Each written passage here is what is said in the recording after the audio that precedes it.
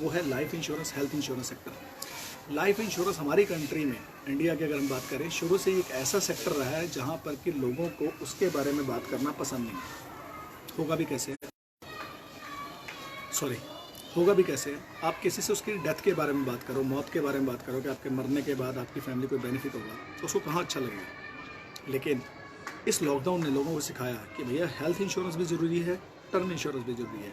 जो अर्निंग लोग फैमिलीज़ के एक्सपायर हो गए, मैं पुलिस वालों की बात करूँगा, मेडिकल टीम्स की बात करूँगा, जिन्होंने सर्विसेज दी, कोरोना वॉरियर्स जो कि रोड पर खड़े थे, जो हॉस्पिटल में खड़े थे हमारा ट्रीटमेंट करने के लिए, जो लोग बीमार हुए थे, उन लोगों को भी कोरोना हुआ, कुछ लोगों की डेथ भी हुई, रियली सैड। लेकिन अब डिपेंड ये करता है कि उनकी तो डेथ होगी, उनके बाद उनकी फैमिली का सर्वाइवल कौन करेगा। सरकार ने पैसा दिया, लेकिन कितना, क्या वो सारी ज़िंदगी उनकी फैमिली का सर्वाइव करेगा। इस टाइम में अगर आप ट्रेंड उठा के देखें तो लाइफ इंश्योरेंस के अंदर टर्म प्लान की और हेल्थ इंश्योरेंस के प्रोडक्ट्स की डिमांड बढ़ी है, बहुत ज़्यादा बढ़ी है। पहली बार ऐसा हुआ है हिंदुस्तान के अंदर कि जहाँ पर लोगों ने खुद डिमांड करके पॉलिसीज मांगी हैं। सो ये एक ऐसी चीज़ है कि हर इंसान को, मैं ये नहीं कहता कि भैया हर बंदा लो, लेकिन हर बंदा कुछ ना कुछ तो लो। ज़्यादा नहीं तो आपकी जितनी इनकम है उस इनकम का कम से कम 5 से 10 गुना तो टर्म प्लान और कम से कम 5 गुना तो हेल्थ कवर लो। मेडिकल कॉस्ट इतनी महंगी है आज के डेट में, हम देख रहे हैं कि एक टेस्टिंग की कॉस्ट जो इंडिया के अंदर कॉस्ट कर रही है दैट इज़ अराउंड 4500 रुपीज़। और अगर आपको हॉस्पिटलाइजेशन होना पड़ा, मेडिकल हॉस्पिटल, सरकारी हॉस्पिटलों में हमारे पास इतनी फैसिलिटी नहीं है। इटली वर्ल्ड की one of the best medical facilitated, उसके बावजूद इटली हर बंदे का इलाज नहीं कर पाई। इटली ने अपनी कंट्री के अंदर जो लोग सीनियर सिटीजन थे उनको छोड़कर जो यंग ब्लड था उसको बचाना फर्स्ट प्रायोरिटी दिया। दोस्तों, हमारी कंट्री में हर इंसान की जो फाइनेंशियल इनकम है वो इतनी नहीं है कि वो प्राइवेट हॉस्पिटल्स की कॉस्ट को बेयर कर सके।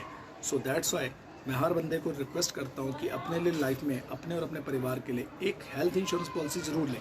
आज आपको लगता है कि मुझे इसकी रिक्वायरमेंट नहीं है, लेकिन वक्त बताकर नहीं आता। हम कोरोना से पहले हमारी कंट्री में काफ़ी सारी बीमारियाँ देख चुके हैं जो एकदम से आती हैं और जो हुई हैं और जिनकी कॉस्टिंग बहुत महंगी है। अगेन, कोरोना की अभी तक कोई मेडिसिन नहीं है, कोई किसी तरह की इसकी वैक्सीनेशन तैयार नहीं हुई है।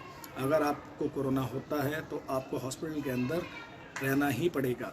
अगर कंडीशन ज़्यादा बुरी है तो वेंटिलेटर की भी कॉस्ट है। और आपको बता देता हूँ, प्राइवेट हॉस्पिटल के अंदर जब आप जाते हैं, वेंटिलेटर की कॉस्ट, पहली बात हमारी टोटल कंट्री के अंदर वेंटिलेटर की जो रिक्वायरमेंट है, जो अवेलेबिलिटी है, वो बहुत कम है पूरे वर्ल्ड के मुकाबले। इसीलिए वेंटिलेटर की कॉस्ट बहुत महंगी पड़ती है। आप किसी भी प्राइवेट हॉस्पिटल में जाते हो तो प्राइवेट हॉस्पिटल के अंदर वेंटिलेटर की कॉस्ट आपको पर डे की 3000 से लेकर और 15,000 रुपये पर डे के हिसाब से पड़ती है। वार्ड्स के अंदर bed, general ward, private ward, अलग अलग वार्ड है और हर वार्ड की जो कॉस्टिंग पर डे की पड़ती है वो बहुत अलग पड़ती है। सर्जिकल कॉस्ट, किसी भी तरह के मेडिकल सर्जरीज हैं, उनकी कॉस्ट डिपेंड करता है हॉस्पिटल टू हॉस्पिटल। सो दोस्तों, हेल्थ इंश्योरेंस आप लोगों के लिए मैंडेट है। Don't depend on government. 130 crore की पॉपुलेशन है, गवर्नमेंट हर इंसान की मेडिकल फैसिलिटी, मेडिकल ट्रीटमेंट की कॉस्ट बेयर नहीं कर सकती। इसी तरह टर्म प्लान की हम बात करें, टर्म प्लान क्या चीज़ है पहले तो ये समझना जरूरी है। टर्म प्लान वो एक सेफ्टी है। अगर हमारी गाड़ी थोड़ी सी लग जाती है ना तो हम क्या करते हैं, अगर तो इंश्योरेंस है तो इंश्योरेंस कंपनी को क्लेम करते हैं कि मेरी गाड़ी लगी। अगर मेरी गाड़ी नहीं लगी तो क्या अगले साल हम इंश्योरेंस नहीं कराते हैं? क्यों? क्योंकि वो 5 लाख की, 10 लाख की, 15 लाख, 20 लाख की गाड़ी हमें लगता है भैया लग गई तो नुकसान हो जाएगा। अरे 15 लाख, 10 लाख की गाड़ी की तो हम केयर कर रहे हैं, उस गाड़ी को चलाने वाली ये जो गाड़ी है इसकी केयर नहीं कर रहे। अगर कल को भगवान ना करे इस गाड़ी को, जिसके थ्रू वो गाड़ी चल रही है, इसको कुछ हो गया तो मेरी फैमिली जो मेरे ऊपर डिपेंडेंट है, उस फैमिली की फाइनेंशियल इनकम का क्या होगा? कौन ला के देगा उन्हें? आपको अगर ये लगता है कि आपका कोई रिश्तेदार आपकी फैमिली को, आज आप 50,000 रुपये महीना कमा रहे हैं और आपकी भगवान ना करे कुछ हो जाए, और वो क्या हर महीने 50,000 उस फैमिली को दे देंगे? आज आपका बच्चा कॉन्वेंट स्कूल में पढ़ रहा है या प्राइवेट स्कूल में पढ़ रहा है, कल को उसकी कॉस्टिंग क्या आपके वाइफ, जहाँ आप करियर में जॉब छोड़ के जाओगे, वहाँ से शुरुआत कर लेगी? उन एजेंट्स और एडवाइज़र्स को भी मैं कहना चाहूँगा जिनको प्रोडक्ट के बारे में नहीं पता, भैया प्रोडक्ट समझाओ कस्टमर को एक्चुअल में प्रोडक्ट है क्या। क्योंकि टर्म इंश्योरेंस एक ऐसी चीज़ है जो कि हर एक इंसान के पास होनी बहुत ज़रूरी है। आपकी मौत के बाद आपका अगर कोई दोस्त है, आपका कोई फाइनेंशियल सिक्योरिटी है, तो वो आपका कोई रिलेटिव, कोई रिश्तेदार नहीं, वो आप उस टर्म इंश्योरेंस का जो आपने प्रीमियम दिया है, उस प्रीमियम के बदले जो आपको कवर मिला है, वो कवर आपको और आपके परिवार को आने वाले फाइनेंशियल लॉसेस से बचाता है। आपका घर है, लोन पे है, भगवान न करे आपको कुछ हो गया, उसकी ईएमआई कौन देगा? अगर आपने लोन प्रोटेक्शन पॉलिसी ली है तो बैंक ऑटोमेटिकली आपके घर के लिए वो चली जाएगी, लेकिन फैमिली का सर्वाइवल कैसे? अगर आपने वो भी नहीं कराई है, आपको कुछ हो गया, ना तो गाड़ी की किस्त जाएगी, ना घर की किस्त जाएगी, ना बच्चे की एजुकेशन जाएगी। तो ज़रा आप सोच के देखिए कि आपकी फैमिली कहाँ जाएगी। मैं डरा नहीं रहा हूँ, लेकिन बता रहा हूँ कि फाइनेंशियल प्रोटेक्शन, फाइनेंशियल सिक्योरिटी बहुत इंपॉर्टेंट चीज़ है। हमारी कंट्री में बहुत सारे लोगों को इसके बारे में अवेयरनेस नहीं है। मेरे दोस्तों, टर्म इंश्योरेंस बेकार की चीज़ नहीं है। बहुत सारे लोगों को लगता है मैं क्यों पैसे दूँ, मुझे तो कुछ होगा ही नहीं। भैया, कोरोना होने से पहले हमें पता था कि किसी को कोरोना होगा या नहीं होगा। आज कंट्री में 93 लाख लोग क्रॉस कर गए हैं। उन्होंने सोचा था कभी ज़िंदगी में कि कोरोना नाम की बीमारी आएगी? जिन लोगों की डेथ हुई है, 3000 से ज़्यादा लोगों की डेथ हो गई है, उन्होंने सोचा था कि हम मर जाएंगे। और ये तो हमारी कंट्री का आंकड़ा है। इंटरनेशनल ग्लोबल आंकड़े अगर आप देखो तो कहाँ पहुँच चुके हैं। अमेरिका जैसी कंट्री, इटली जैसी कंट्री, फ्रांस, स्पेन, रशिया, इतनी बड़ी बड़ी कंट्रीज़ जो हमसे जीडीपी में भी स्ट्रॉन्ग है, फाइनेंशियली भी स्ट्रॉन्ग है, वो तक अपने सिटीजन्स को प्रॉपर फाइनेंशियल सिक्योरिटी नहीं दे पा रही हैं। हमारी फाइनेंशियल सिक्योरिटी करने कोई नहीं आएगा, हमें खुद करनी पड़ेगी। उसका रीज़न है, हमारी कंट्री के अंदर जितनी टोटल का पॉपुलेशन है, उस पॉपुलेशन का सिर्फ 5 से 6% लोग हैं जो कि इनकम टैक्स पे करते हैं। और उस इनकम टैक्स से गवर्नमेंट सारे अपने डिपार्टमेंट्स की सैलरी रिलीज़ करती है, उन डिपार्टमेंट्स को रनिंग करती है, गरीब लोगों के लिए स्कीम्स बनाती है। फंडिंग जनरेट करने के लिए टैक्स आना बहुत ज़रूरी है। और हमारी कंट्री में बहुत सारा तबका ऐसा है जो फाइनेंशियल क्राइसिस की वजह से या लो इनकम की वजह से टैक्स स्लैब से नीचे ही रहता है। तो भैया, आप गवर्नमेंट से कैसे एक्सपेक्ट कर सकते हो कि वो हर बंदे को ट्रीटमेंट दे सके? थोड़े दिन पहले इरफान खान जी एक्सपायर हो गए, ऋषि कपूर जी एक्सपायर हो गए।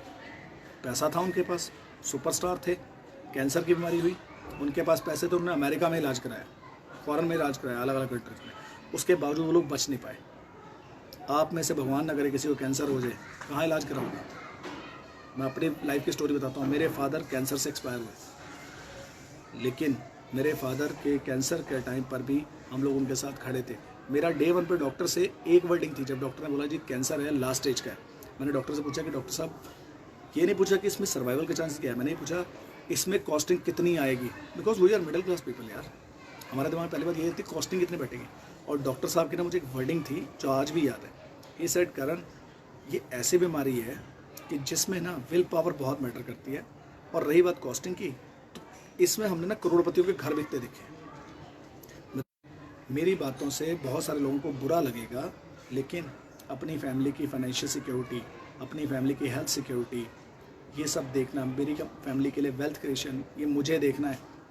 कोई नहीं आएगा, नारे बहुत लगाएंगे, बातें बहुत बोलेंगे, करना मुझे है। मेरे वीडियो में कई लोगों को बातें बुरी लगी होंगी, कईयों को अच्छी लगी होंगी। जिसको अच्छी लगी अप्रिशिएट करेगा, थैंक यू। जिसको बुरी लगी उसके लिए भी थैंक यू कि भैया दोबारा वीडियो ध्यान से देखना, कुछ समझ आ जाएगा। रेस्ट, जिसको कभी भी मेरे से किसी भी चीज़ के टॉपिक जो भी मैं अपने वीडियोज़ में कवर करता हूँ उसके रिगार्डिंग कोई भी इन्फॉर्मेशन चाहिए, you can call me at any time. My number is 8699021928। मैं फेसबुक के ऊपर करण लालर के नाम से मेरी आईडी है। फेसबुक पर मेरे 2 ऑफिशियल पेज हैं, एक कंप्लीट प्रॉपर्टीज़ मैनेजमेंट, एक कंप्लीट वेल्थ मैनेजमेंट के नाम से, जिन पर कि आप मेरे से प्रोफेशनली बात कर सकते हैं। यूट्यूब पर मेरा चैनल है करण लालर के नाम से। कुछ भी आपको वीडियोस मेरे डिस्कशन करना है कर सकते हैं। रेस्ट, किसी को कभी कोई गाइडेंस चाहिए, it's a free of cost, कोई भैया चार्ज नहीं है। ना मैं ऐसा इंसान हूँ, मैं हर बंदे की हेल्प करना चाहता हूँ और अपना नॉलेज जो मुझे है वो उसे शेयर करना चाहता हूँ। अगर किसी को अच्छी लगे तो बहुत बढ़िया, अच्छी ना लगे तो भैया मैं अपने आप को कोशिश करूँगा और अपग्रेड करूँ। ठीक है जी। इसके अलावा मेरा जीमेल आईडी है करमवीर लालर KARAMVIRLALLER@gmail.com। आप उस पर भी मुझे मेल कर सकते हैं एनी टाइम। आप लोगों के साथ कोई भी मुझे फॉलो करने वाला कोई भी कभी भी किसी भी इन्फॉर्मेशन, किसी भी टॉपिक पे मेरे से बात करना चाहिए, मोस्ट वेलकम। आप फ्री हैं, जब मर्जी फ़ोन करें, मैसेज करें। मेरे व्हाट्सएप पे भी मैसेज छोड़ सकते हैं, मेरे फेसबुक पर भी मैसेज छोड़ सकते हैं। I will definitely contact you. So thank you दोस्तों, इतनी देर मुझे झेलने के लिए। अगले वीडियो में फिर दोबारा आपसे मिलेंगे एक नए अपडेट के साथ। तब तक के लिए थैंक यू सो मच। जय हिंद।